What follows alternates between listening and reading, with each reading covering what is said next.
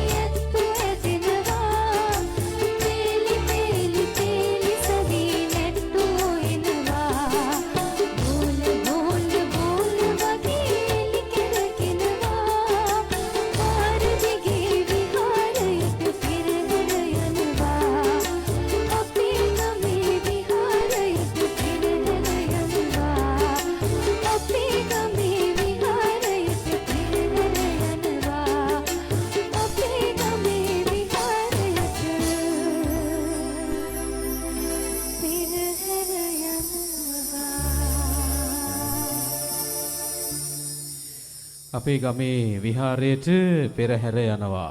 ඉතින් ඔන්න අපේ ආදරණීය පුංචි දියණිවරු කණ්ඩායම බොහොම ගෞරවයෙන් යුතුව සිහිපත් කරනවා.